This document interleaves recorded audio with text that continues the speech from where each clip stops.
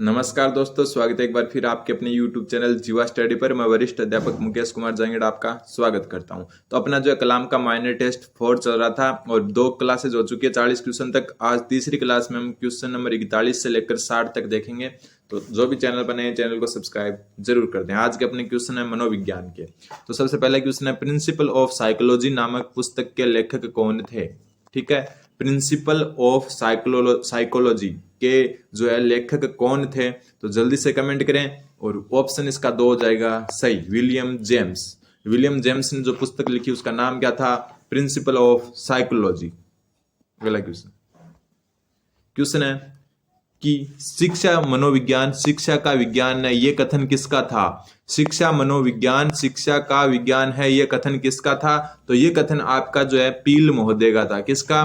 पील महोदय का। ध्यान रखना, शिक्षा मनोविज्ञान शिक्षा का विज्ञान है, ये बात किसने की? तो पील महोदय ने की थी। अब आपको मैं थोड़ा सा बता दूं मनोविज्ञान के बारे में, जो स्टूडेंट पहली बार पढ़ रहे हैं उनको, कि मनोविज्ञान आपके कैसे याद होगी। तो आपको बार बार रिवाइज करना होगा, और जो मान लो कि परिभाषाएं कैसे याद होगी, कि नाम याद रखना है कि शिक्षा मनोविज्ञान वापस शिक्षा, 2 बार शिक्षा नाम आते पील कर देना है। ऐसे करके जो है आपको स्टार्टिंग में याद रखना होगा, और बार बार रिवाइज करोगे तो फिर आपको ये ट्रिक्स फॉलो ही नहीं करनी पड़ेगी। आपको डायरेक्ट शिक्षा मनोविज्ञान शिक्षा का विज्ञान है, नाम सुनते ही पील का नाम आपके मन में आ जाएगा। ठीक है, अगला क्वेश्चन देखो, आगे देखते हैं। धीरे धीरे जो क्वेश्चंस का लेवल अच्छा होता जाएगा।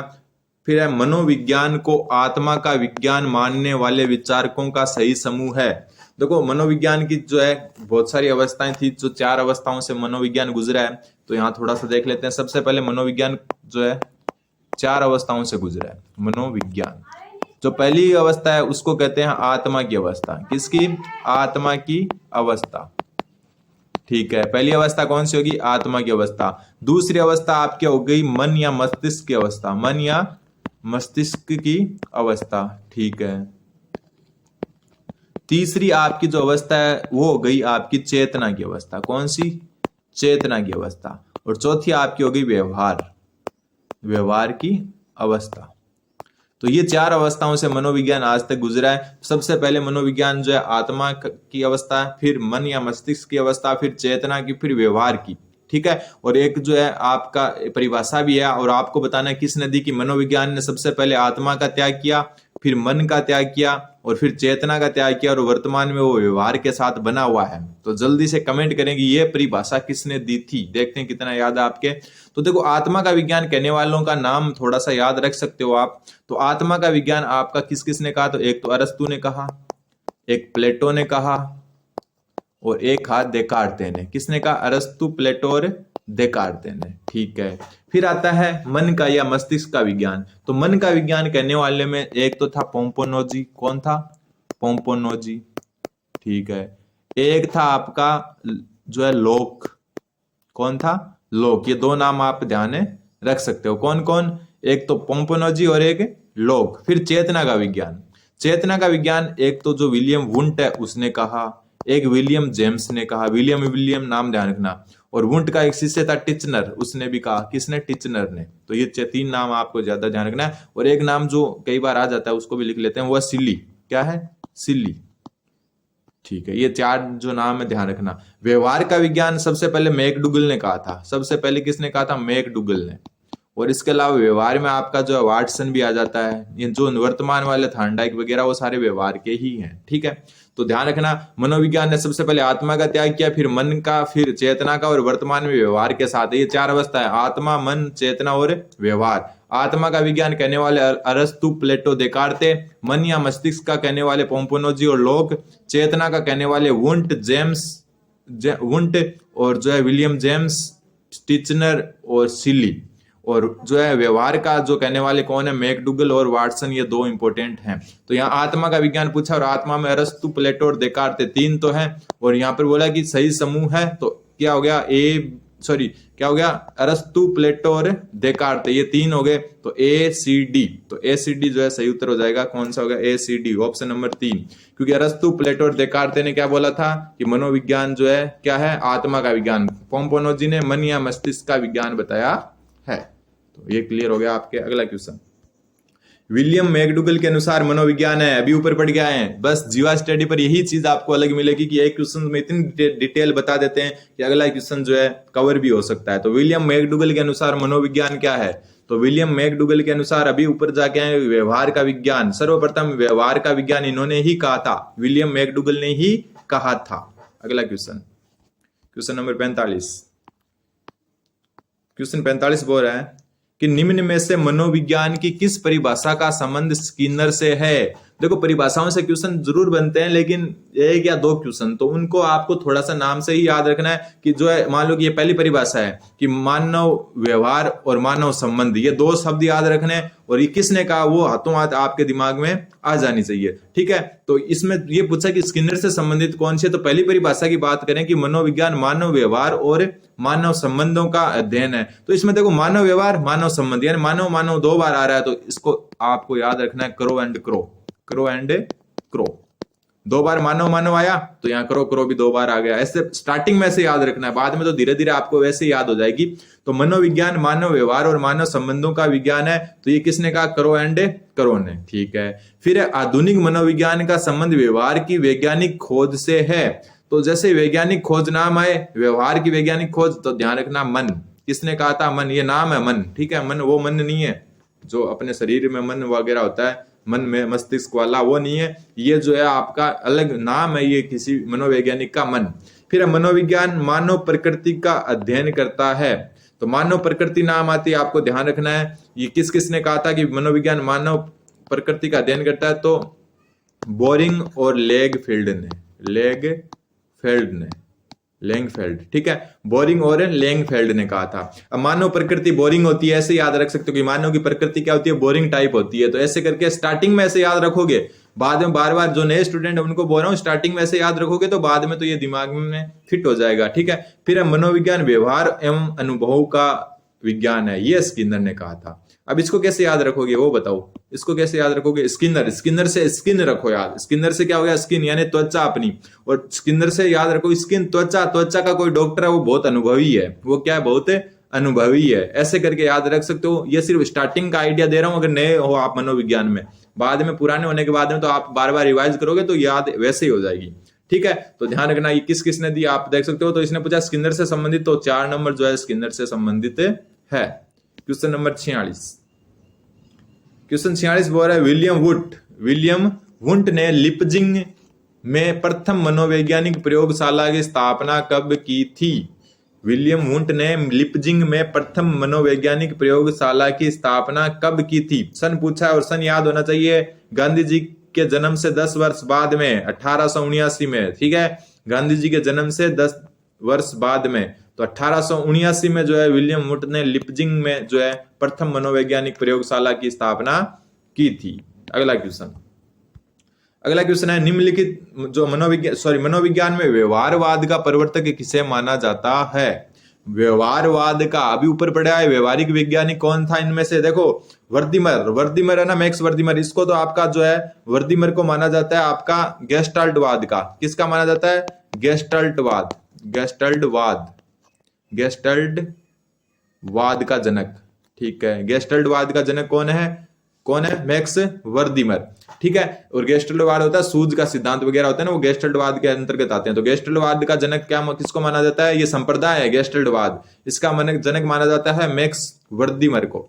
फिर विलियम जेम्स को, तो विलियम जेम्स को माना जाता है प्रकार्यवाद का जनक। किसका? प्रकार्यवाद का जनक। ये मनोविज्ञान के संप्रदाय है। विलियम वुंट को माना जाता है संरचनावाद का। किसका? संरचनावाद का जनक। तो ये थोड़ा सा आपको ध्यान रखना है।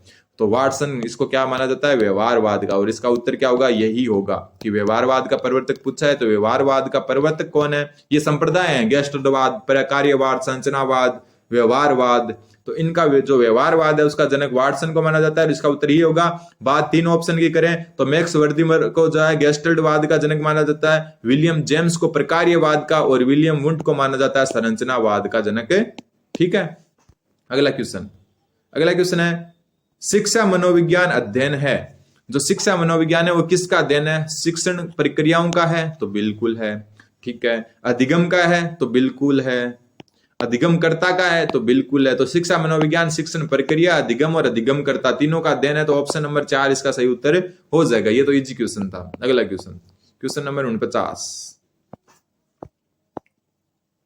क्वेश्चन 49 बोल रहा है कि एक शिक्षक के लिए मनोविज्ञान की उपयोगिता जिस क्षेत्र में है वह है, मतलब एक शिक्षक है उसके लिए मनोविज्ञान क्या काम आ सकता है? अध्ययन प्रक्रिया हेतु उचित शिक्षण विधियों का प्रयोग, बिल्कुल सही है। आप मनोविज्ञान का यूज लेके जो है, जो कक्षा के बच्चे हैं उनकी जो है लेवल या स्तर जांच कर उनकी उचित शिक्षण विधियों का प्रयोग कर सकते हो, बिल्कुल सही है।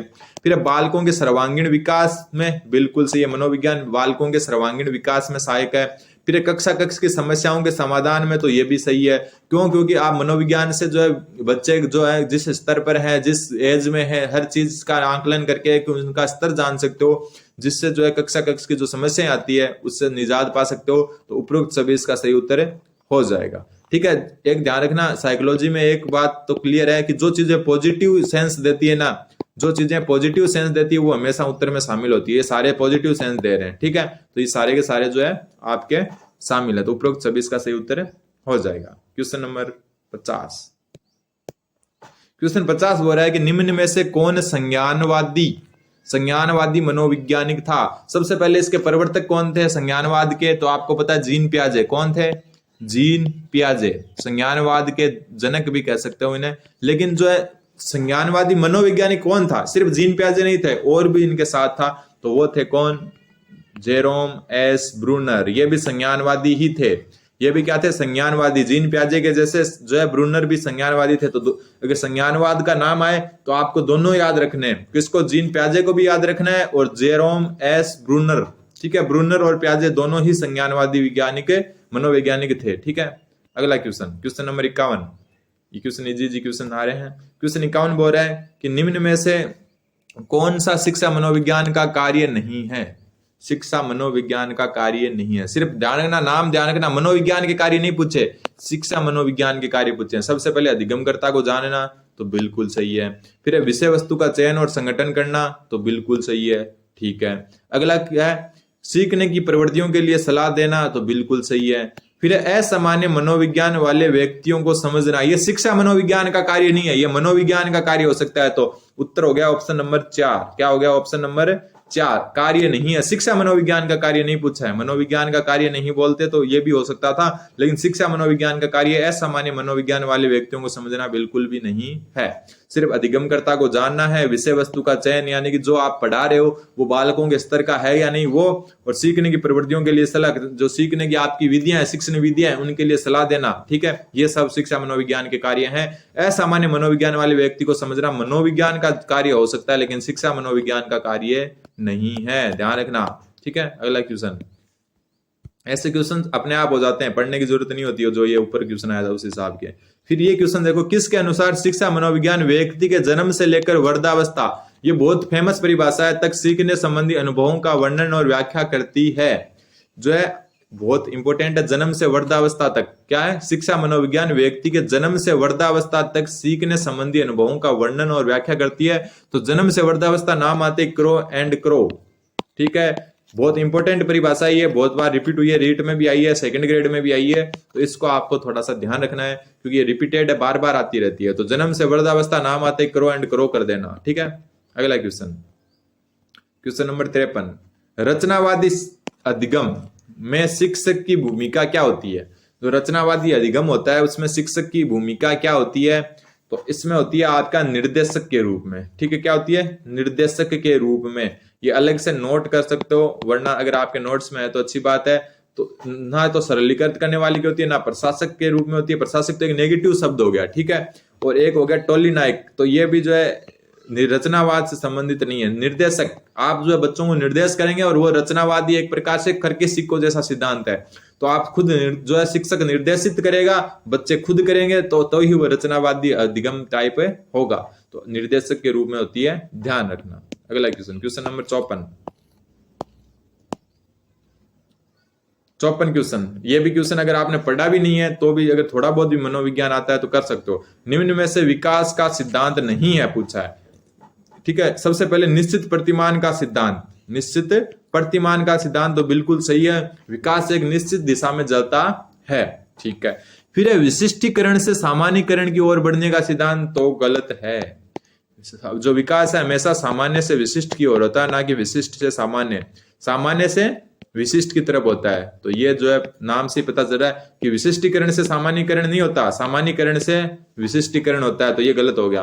फिर है समन्वय का सिद्धांत, तो बिल्कुल सही है। और निरंतरता, विकास निरंतर चलता है। समन्वय का है कि एक विकास दूसरे विकास से, शारीरिक विकास मानसिक विकास है, मानसिक विकास जो आपके संज्ञानात्मक विकास से जो है समन्वय स्थापित करके चलते हैं, एक दूसरे पर डिपेंड रहते हैं, तो वो होता है समन्वय का सिद्धांत। ठीक है, तो विकास एक दूसरे पर निर्भर रहता है। शारीरिक जो है विकास वो आपका भाषाई विकास, भाषाई विकास मानसिक विकास, मानसिक विकास जो है शारीरिक विकास, एक दूसरे पर निर्भर रहते हैं, उसको कहते हैं समन्वय का सिद्धांत। निरंतरता का सिद्धांत की विकास निरंतर चलता रहता है, रुकता नहीं है। और निश्चित प्रतिमान का कि एक निश्चित पद को फॉलो करता है वो, जैसे सिर से पैर की ओर, ठीक है, हथेली से उंगलियों की ओर, ठीक है, सामान्य से विशिष्ट की ओर, एक निश्चित प्रतिमान है विकास के। तो ये सामान्य से विशिष्ट चलता है, ना कि विशिष्ट से सामान्य। तो विकास का सिद्धांत नहीं पूछा है तो नहीं हो जाएगा आपके ऑप्शन नंबर 2। अगला क्वेश्चन, क्वेश्चन नंबर 55 बोल रहा है विकास के फलस्वरूप व्यक्ति में नवीन विशेषताएं और नवीन योग्यताएं अब देखो प्रकट होती है। ये कथन किसका है? तो ये कुछ जाने माने कथन है जो बार बार रिपीट होते हैं। तो नवीन विशेषताएं नवीन योग्यताएं, ठीक है, दोनों नाम साथ में आ जाए तो आपको एक दिमाग में फिट कर लेना है कि ये नाम आती है, आपको अलो करना है। नवीन विशेषताएं नवीन योग्यताएं, ठीक है। स्टार्टिंग में अगर पढ़ रहे हो तब कि यार ये नाम आ गया नवीन विशेषता नवीन योग्यता, तो जब से अलो कर देना है, ठीक है। और बाद में धीरे धीरे तो आप पढ़ोगे तो और ज्यादा क्लियर हो जाएगा, फिर तो ऐसे याद रखने की जरूरत भी नहीं पड़ेगी। क्वेश्चन नंबर 56, क्वेश्चन 56 बोल रहा है विकास के विषय में असत्य कथन है। ये असत्य कथन वाले तो आप आराम से पहचान लेते हो, ठीक है, आराम से देखो। जैसे ये कि विकास व्यक्ति के संपूर्ण संगठन पक्षों में परिवर्तन को दर्शाता है, तो बिल्कुल सही है। विकास ऐसा थोड़ी है कि सिर्फ शरीर का हो गया, मन जो है मस्तिष्क का नहीं हुआ, ठीक है, और मस्तिष्क का हो गया तो भाषा का नहीं हुआ, ठीक है। शारीरिक मानसिक भाषाई सारे विकास साथ में चलते हैं, संपूर्ण जो संगठन है उसको परिवर्तन को दर्शाता है, तो बिल्कुल सही है। अब देखो विकास पूर्ण रूप से मापनीय है, तो यहां ही पता चल गया विकास मापनीय नहीं होता, विकास जो है गुणात्मक होता है। क्या होता है? गुणात्मक। आंशिक रूप से माप सकते हो आप, आंशिक रूप से माप सकते हो, लेकिन जो है गुणात्मक होता है विकास। तो पूर्ण रूप से जो है मापनीय नहीं होता, आंशिक रूप से जरूर हो सकता है, तो यही गलत हो गया। तो ऑप्शन 2 इसका सही उत्तर हो जाएगा। अगले देखते हैं, विकास जीवन पर्यंत चलने वाली कर्मिक और प्रगतिशील श्रृंखला है। तो ये अभी ऊपर बात करके आएंगे निरंतरता का सिद्धांत। निरंतरता का सिद्धांत यही कहता है कि विकास जीवन भर चलता है, रुकता नहीं है। फिर विकास में गुणात्मक परिवर्तन भी शामिल है, तो अभी ऊपर देखो अपन ने पढ़ा है कि गुणात्मक होता है विकास, तो ये भी सही है, ये भी सही है। पूछा है सत्य कथन, तो ऑप्शन 2 हो गया। ये पूर्ण रूप से मापनीय नहीं है, आंशिक मापनीय और गुणात्मक होता है, तो ऑप्शन 2 इसका सही उत्तर हो गया। अगला क्वेश्चन, क्वेश्चन नंबर 57, वही है विकास के विषय में असत्य कथन। तो असत्य कथन वाले तो आराम से कर सकते हो आप। अब देखो असत्य कथन कैसे छांटोगे इसमें? सबसे पहले विकास अंतक्रिया का प्रतिफल है, तो साफ साफ दिख रहा है बिल्कुल है। फिर है विकास एक व्यवस्थित श्रृंखला का अनुगामी है, तो बिल्कुल है। विकास जो है एक व्यवस्थित चलता है, अभी ऊपर बात करके आए समन्वय और जो है एक निश्चित प्रतिमान वाला जो पढ़ा था ना, निश्चित प्रतिमान वाला इसी में काम आता है। निश्चित प्रतिमान, निश्चित प्रतिमान कि विकास एक निश्चित श्रृंखला का अनुगामी है, एक फिक्स रूटीन पर चलता है। फिर विकास ऐतिहासिक दशाओं से प्रभावित नहीं होता, असत्य बताना था, जहां नेगेटिव आ गया वो असत्य है, तो ये हो गया ऑप्शन 3 इसका सही उत्तर। क्यों? क्यों कैसे हुआ कि विकास जो ऐतिहासिक दशाओं से प्रभावित होता है, ठीक है। आप मान लो कि अगर एक जो है मौर्य काल का एक जो है आदमी और एक आधुनिक काल का आदमी, या एक गुप्त काल का आदमी, एक महाभारत कालीन आदमी और एक वर्तमान आदमी, इनमें अंतर मिलेगा। विकास जो है ऐतिहासिक घटनाओं से जो है बिल्कुल प्रभावित होता है, ठीक है।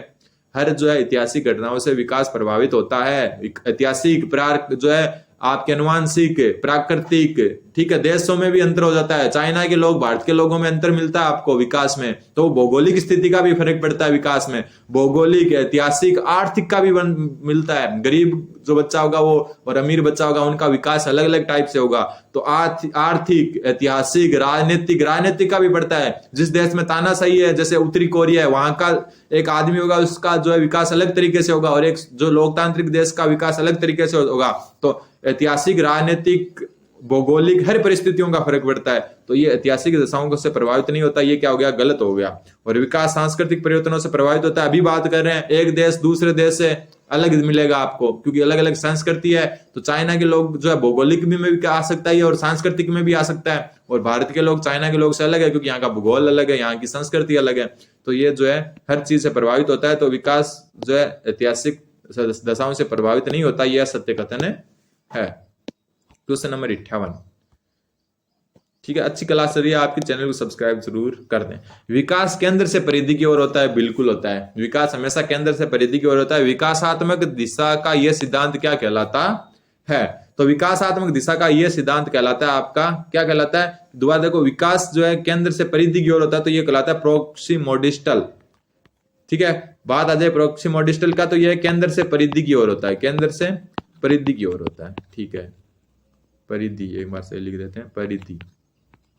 अब जो एक जो ये है ना सिफेलोकॉडल, ये होता है कि विकास क्या होता है, सिर से पैर की तरफ, सिर से पैर, सिर से सिर, सिर से सिफेलोकॉडल, सिर से पैर की ओर।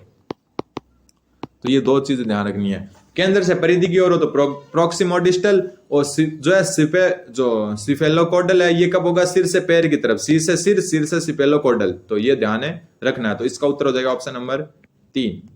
अगला क्वेश्चन है 59 नंबर।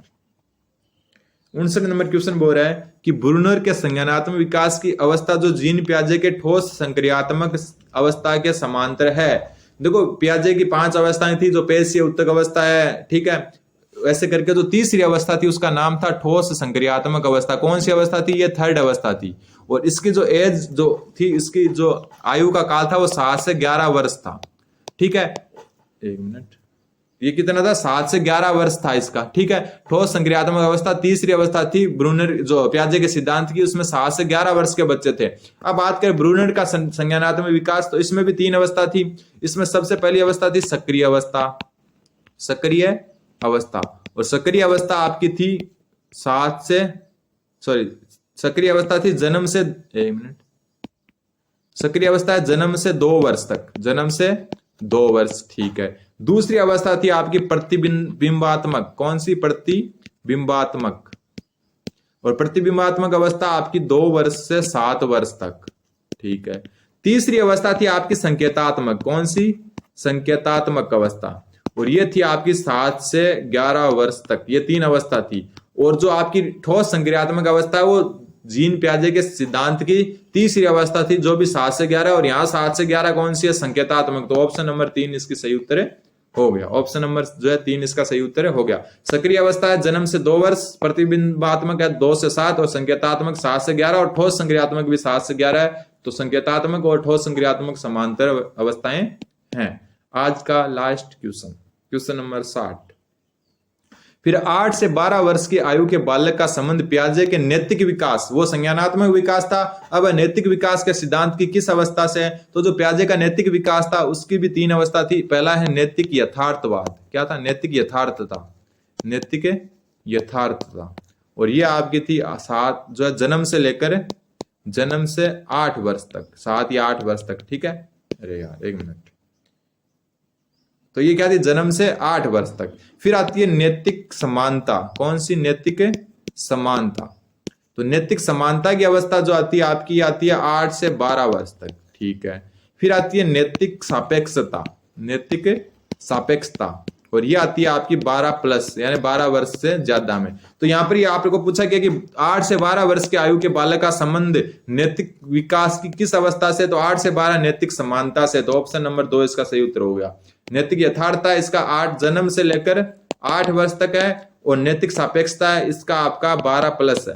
ठीक है, परंपरागत नैतिक तर्क कोई अवस्था नहीं है, और नैतिक समानता है ये आपकी 8 से 12 है, और ये इसका उत्तर हो जाएगा। तो ऑप्शन नंबर 2 इसका सही उत्तर हो जाएगा। उम्मीद है कि आपके समझ में आया होगा। धन्यवाद, बने रहे जीवा स्टडी के साथ। अगले जो है क्वेश्चन नंबर 61 जो भी क्या विकास से संबंधित है, इससे लेकर जो 80 नंबर क्वेश्चन है वो अगले वीडियो में देखेंगे। धन्यवाद, बने रहे जीवा स्टडी के साथ।